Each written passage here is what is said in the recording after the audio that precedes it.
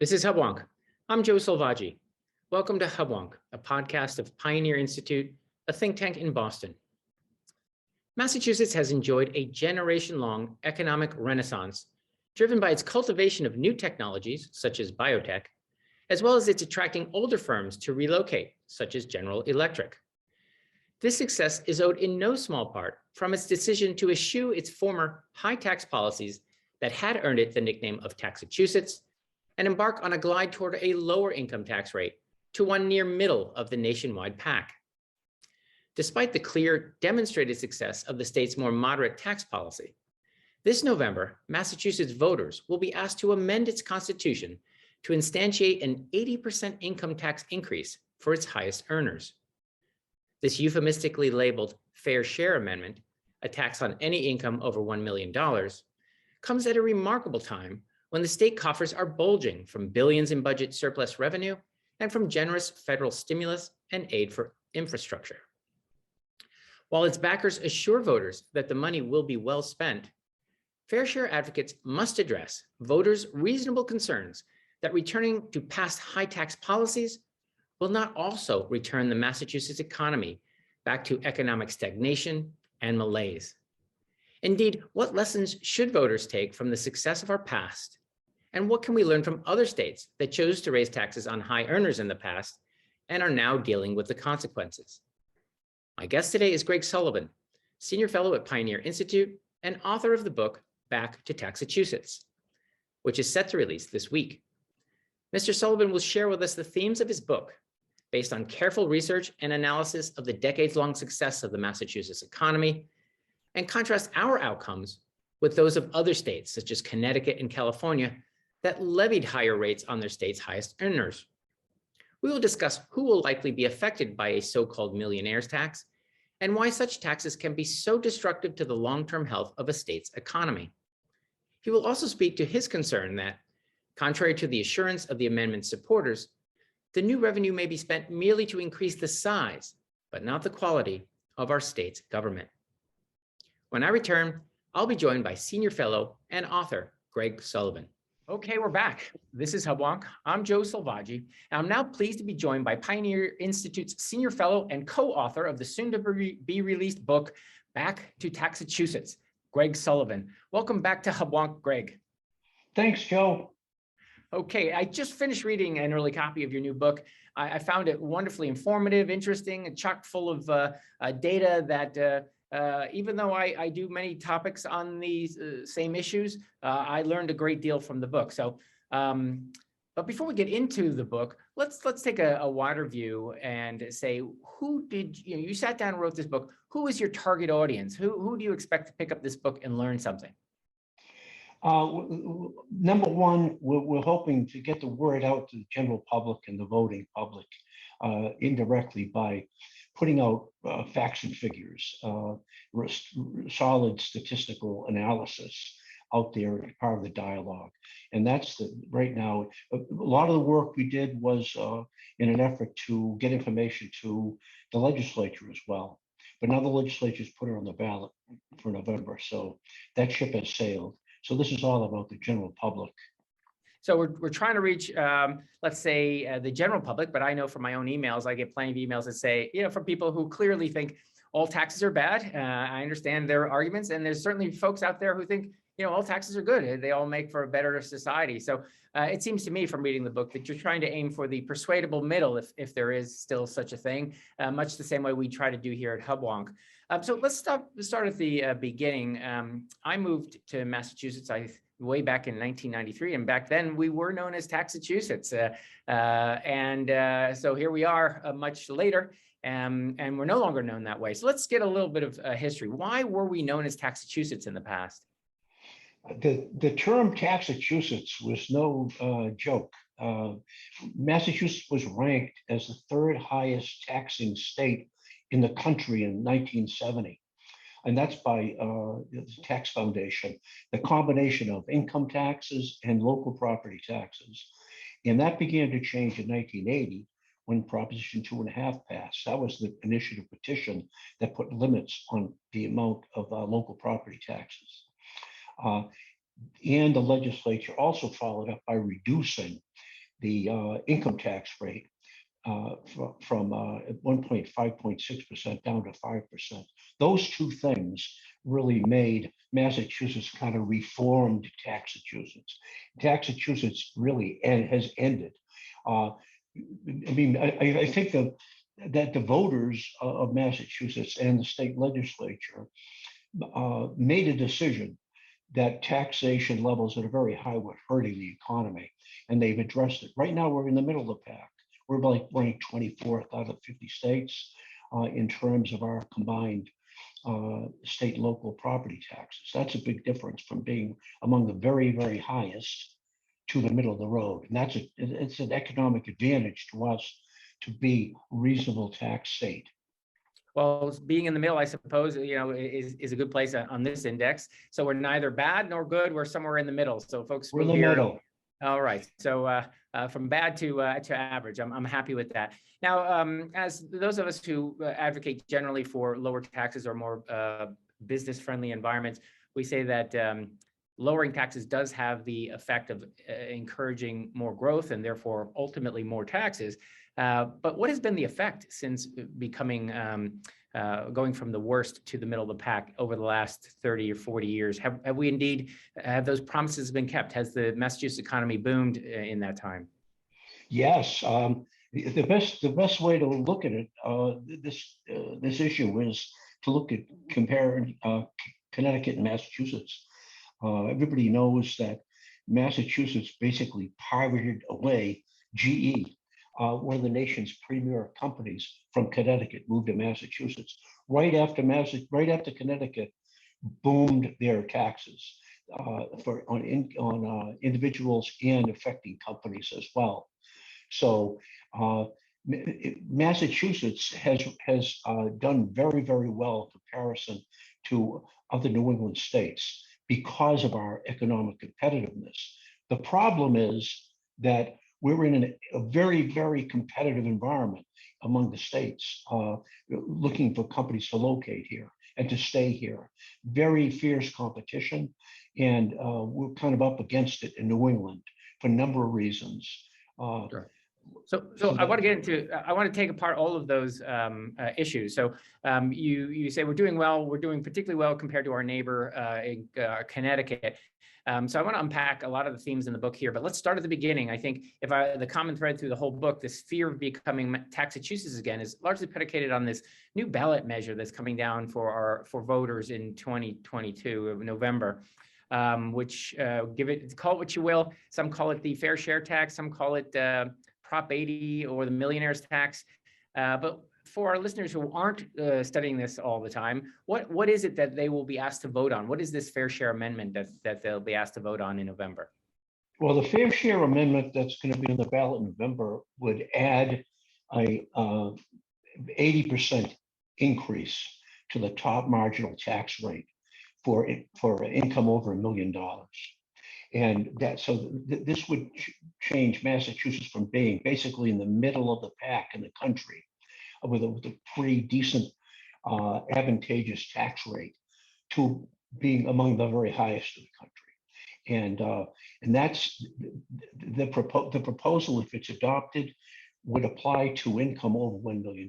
But the way that they wrote the proposal, it applies to all income. In other words, it applies to income from capital gains. It comes from selling your house, stocks, bonds, affects people when they retire.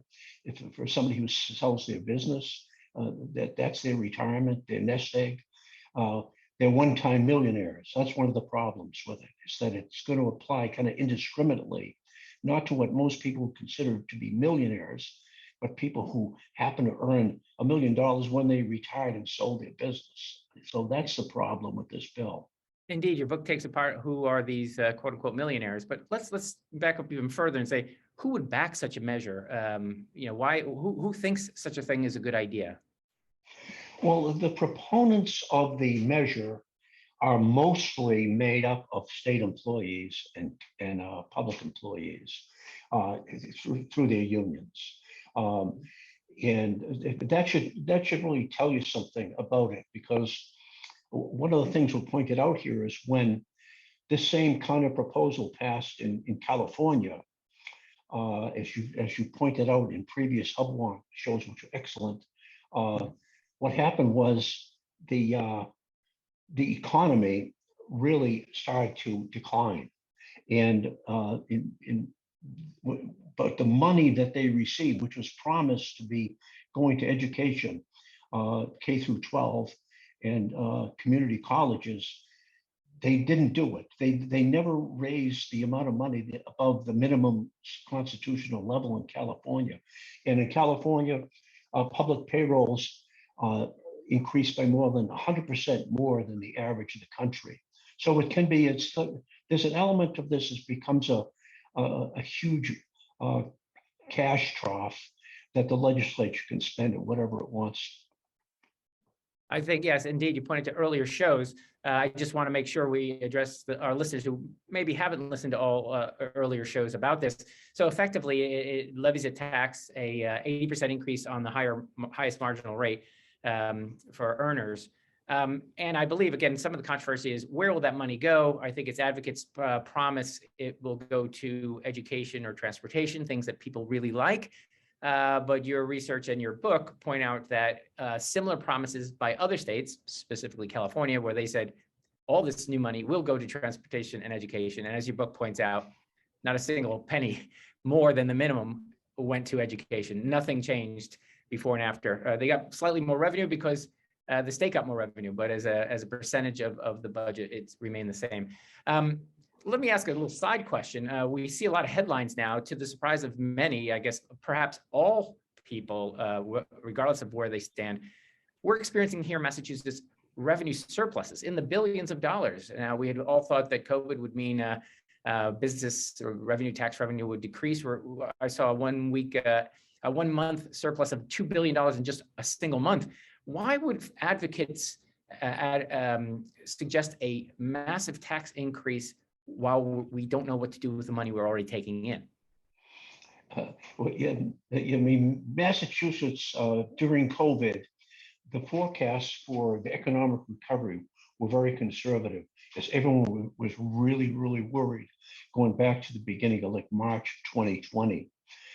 But if you look at what happened with COVID, even a year afterwards, Massachusetts, this is still in the height of the COVID pandemic, Massachusetts income from sales tax and from income tax was actually larger than any point in history.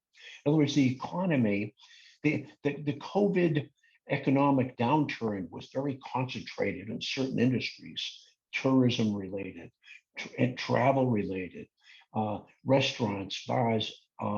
These are the part of the economy that get murdered. But in Massachusetts, we recovered very quickly. And right now we're awash with money. There's so much money available to the legislature that they basically stopped appropriating it and just said, time out. We just can't spend all this money now. We have to put it aside. We'll decide what to do with it later. So Massachusetts is awash in money. So you say, well, why are you going to put on one of the biggest tax increases in the history of the United States right in the middle of this? It's worrisome. Yeah, it seems sort of be a naked advocacy for just taxes in general, whether it's needed or not. Taxes are inherently good. It just seems odd, or I'm perplexed. Now, your book, I think, very well admits that none of us has a crystal ball. You and I advocating, and your book advocates against this Prop 80 or millionaires tax. But neither of us has a crystal ball. We don't know what kind of effect it will have, but you do try to imply or ask your readers to infer from the experiences of other states. We've touched briefly here. You mentioned Connecticut and California. I'd like to go a little deeper into that. Let's start with Connecticut. What happened when Connecticut raised its top income rate? Again, they've done it several times, so it doesn't have to be one rate increase. Maybe over the course of a decade, several, I think 4 increases. What's been the effect on the Connecticut economy after doing what we're thinking about doing in our future? Yeah, I mean, Connecticut is a case study of why these sudden, very large tax increases can devastate a state economy. So in Connecticut, after the Great Recession, so-called, which is at the end of the President George W. Bush and beginning of President Obama administration, that recession, Connecticut basically has still not recovered from that. Massachusetts recovered within 2 or 3 years and grew. But even a decade after that occurred, Connecticut was still trying to recover the employment levels that they had beforehand. They're basically the only state. They also had a real depression compared to the rest of the country, an increase in home values. And businesses left, as we know, the most famous one being GE, which located to Boston. I mean, that was a huge loss for Connecticut.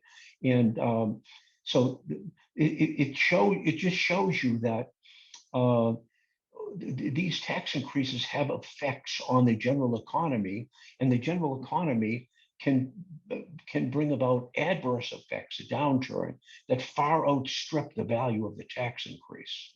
Indeed, we're talking, we'll introduce a concept called the Laffer Curve, where actually you raise taxes and revenue goes down because it has unintended secondary effects, meaning you can tax people, but ultimately if they leave, you're left with less tax than you started with.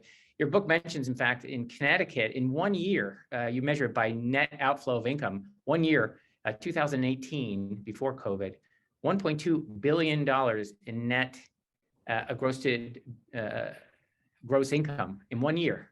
So raise the taxes, people leave, the taxes go down. And of course, as you mentioned, Connecticut is the economy suffering, but the increased taxes didn't solve the Connecticut's need for more revenue. In other words, the state government is still not getting the revenue it needs to support itself, meaning it's this downward spiral, it seems.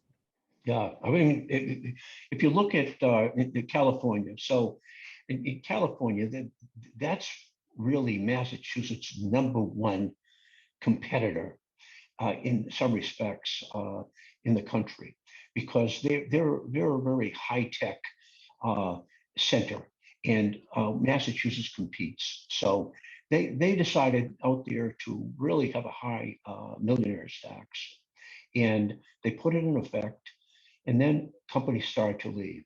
They lost Elon Musk. The people say, well, let's tax high income earners. Well, when they're entrepreneurs deciding where to locate, what you have to remember is that they can leave. And Elon Musk and Tesla just moved the national headquarters to no tax Texas. They don't have an income tax. So Elon Musk just went from a state where he's going to pay 13% income tax rate to one where it's 0. And you say, well, it'll never leave California. California is so great. We're so invaluable. No, it doesn't work that way. Same thing with Massachusetts. It's very easy for companies to leave now, especially in the post-COVID remote work environment that's continuing to emerge. Yeah, it puzzles me that, I mean, clearly this is a situation where reasonable people, rational people respond to incentives.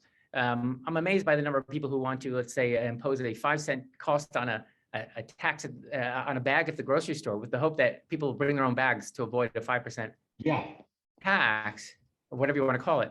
And yet they won't leave. If Elon Musk at 13.3% of his income has to be tens of billions of dollars, why wouldn't you anticipate him leaving? It doesn't make sense to me that people would be surprised. But in your book, you do cite quite a bit of statistics, studies on this exodus from California. I think we've had him on Hubwonk, the economist from Stanford, Professor Rao, measured the inflection point when the tax was imposed, a marked exodus of high net earners and their companies began to leave California. And what's also interesting, I think, is it's not just the people who leave, it's the people who decide not to go in the first place. People look at the tax rates and say, you know what, given all things considered and how much it costs to live there, I'm going to go to a different state. So, yeah, I think I heard an ad, or I read an ad on the internet yesterday, it was an ad from the fair share proponents. And it basically said, the really wealthy don't pay their fair share of taxes. And this would add a tax on millionaires, and the money would be spent on education and transportation. That's a very simple populist measure argument. And it's very convincing to some people. But what I think people have to begin to think about is, what are the effects of doing this on a state like Massachusetts? Are we going to get adversely affected like Connecticut did, that the way California did? I think the answer is we're very likely to end up with a very bad economic outcome for the state if it happens. Right. I think, people say, well, a little pain is worth it if we get better education, better roads. But as you pointed out in your book, in California, they didn't get better education or roads. They got 50% more state workers. That's what they got for the money. Yeah, I don't think anyone thinks we need more state workers.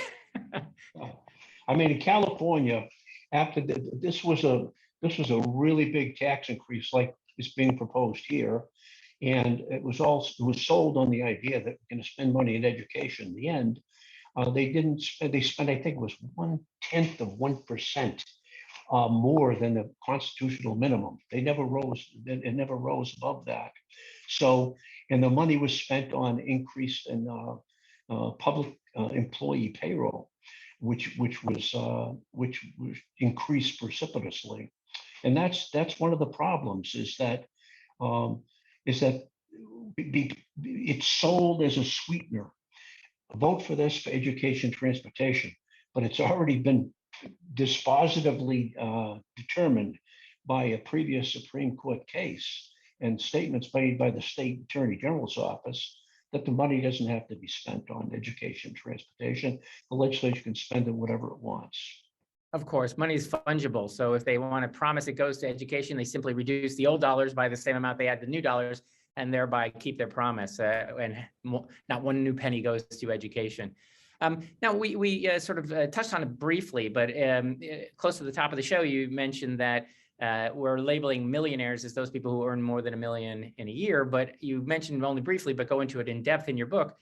People who make $1 million in 1 year rarely make it more than once, meaning it's usually business owners who sell their business or homeowners who sell a business, people who've worked their whole lives. Perhaps they've deferred income. Their business is their retirement, and they get a one-time only payout. That is very often, and honestly, to survive in retirement, one needs, if one's selling a business, more than $1 million. Share with us what your book talks about is who are these quote unquote millionaires who will be swept up in this tax?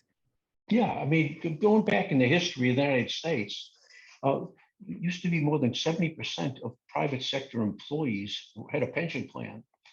Since that time, it shrunk to closer to 10%. Public employees still have retirement plans, not private sector employees. For people who have their own business, they start a business, they operate for 20, 30, 40 years. And that the sale of that business on the retirement is their nest egg. That's why this tax applies to them. In other words, we call them one-time millionaires. More than 50% of the people who earn $1 million do so only once. 2/3 only twice or fewer. So this is a tax that masquerades as a tax on millionaires driving around in limos, wearing silk top hats like the Monopoly guy. But in the end, it's the company down the street who's got an auto garage. The guy ran for 40 years and he finally sells it. And they say, well, guess what? You're a millionaire. He said, I did not know I was a millionaire. This is my money that I saved up over 40 years. And you're going to tax, so the proponents, what they should have done, and what many parties asked them to do, was to put in some kind of a income averaging to prevent this one-time millionaires. Also, they said, don't tax your sale of your house. So some houses are going for more than $1 million. A lot of houses are going for more than $1 million. So why are you going to count that? That's a one-time event. So, but anyway, they threw the kitchen sink in, and the tax applies to basically everything, every kind of income. That's a problem. Yeah, that is a problem. And it just occurred to me when you were talking, if you're comparing it to a public pension, when one retires as a public pension, certainly the value of that pension, if you were to look at the payout over time, would be valued in the millions. But there's no taxable event. They No, don't actually sell and then create that pension. Rather, they just receive the pension. Whereas the business owner who's taken a lifetime of risk must have a taxable event, must sell it in order to realize a sort of a pseudo pension, a nest egg that they can spend off in their old age. So one group yeah, gets taxed and the other is ignored. yeah. I mean, I said earlier that the main proponents of this are public employees and in their unions. They're the driving force behind it. And when public employees retire in Massachusetts on a state pension, uh, they don't have any income tax. There's zero income tax. So, so the same people who are asking for this tax to go on as a retirement tax on private sector people who run their own business, the public employees have paid zero taxes. And now they want these other folks to pay among the highest taxes in America. Yeah, this is, yeah, I know the closer you look, the worse it gets. Now there is, there you mentioned some studies. You briefly brought it up earlier in our conversation that it's the perception by many that we call this the fair share because the perception is that high earners or wealthier people don't pay the same percentage or portion of their overall income in taxes. There's been some studies, and your book points to many of the flaws that say, look, if I'm making $1 million every year, the percentage of my money going to the government is smaller than the poor guy making relatively little, $50,000 or $30,000. He's paying a huge amount of taxes. Your book goes into length and debunks this myth. Briefly, how would you say, why is it the fact that a flat tax isn't indeed regressive? Yeah, okay, well, I think the strongest argument on that point is that the top 10% of income earners in Massachusetts pay more in state taxes than the bottom 90%. Now, that's a statistic that we published. It's based on IRS statistics of Massachusetts reporting tax returns. The top 10% of people in the state for income pay more than the bottom 90%. They pay like 56% of the total, if you follow that. So when people say they're not paying their fair share, they're paying 90%. If this passes, they're going to pay 95%. So, I mean, it's a myth that high income people don't pay their fair share. Massachusetts has got a great thing, if you ask me. We have a 5% income tax rate. That's a good rate. It's advantageous to us. It attracts people to come here and build businesses and to stay here, as opposed to places like Connecticut or New York or California, who constantly want to steal our businesses from us. That's a bad term, but they want to poach our businesses from us and recruit businesses to their states. One of our advantages is a good place to be. It has a fair average tax rate in the country. It's a selling point, and it's a mistake, in my opinion, to get rid of it. And indeed, you mentioned in your book, and we're getting near the end of our time together, that that states at least themselves see themselves as laboratories, 50 different laboratories of democracy, and each has its own prerogatives to impose taxes on its citizens, but they're all competing for the same, let's say, creative investment, a risk-taking audience. They all want the job makers and the economic rainmakers to come to their state. Where are people in Massachusetts going if they do leave for greener pastures? Where are they likely to go if you were to guess if this is imposed? Where we accept that they will leave, where will they go? Has that propensity to leave I could think what do economists call footloose? They're more footloose than the lower income people. Where will they go, and why do you think, what will be their reasons? Well, the relocation of people from Massachusetts historically, this is a subject that's closely tracked by the federal government. shows that we have been losing billions of dollars of adjusted gross income to Florida, Florida, New Hampshire. Florida and New Hampshire represent 70% of our outflow of people taking their income to other states. So why Florida has low tax rates, no income tax, there's no capital gains tax, there's no estate tax, and that's a magnet. But there's also the Sun Belt states and Texas, North Carolina, California. They're here advertising, pitching to take companies to come to their states. So it's a competition in Massachusetts to attract and retain businesses. People should remember that when they vote on things like this, because Massachusetts used to be like the leader in manufacturing in the United States. People don't think that could be true, but if you look at Lawrence, Lowell, New Bedford, Fall River, Springfield, all of our mill cities, one time we were the national leader. Even going back recently to like 1970, we had a fairly good amount of manufacturing, but it has left. Manufacturing has left Massachusetts for the most part, and we've had to adjust by having innovation companies come in. That's our job, is to try to get companies doing a great job in Cambridge and Boston with biotech, Route 128, around our universities, Northeastern, BU, Harvard, MIT, Tufts. We have got an advantage to recruit companies. But why do you want to boom these people with a nationally high, very high tax rate? That's not an invitation. It's a ushering them out the door. Yeah, indeed. And we have an endless wellspring of talented people coming to our schools. And then the fact that we've got an advantage, but then squander that advantage by chasing them out with a high tax rate if they do become successful. I would imagine your book does dedicate a part of a chapter to the fact that now in this wake of after COVID, and we've all learned how to telecommute via Zoom, we're even more footloose. We're more inclined to live where we want and therefore pay taxes where we want. I would imagine the competition among states becomes even greater, knowing that one can really work from almost anywhere at this point.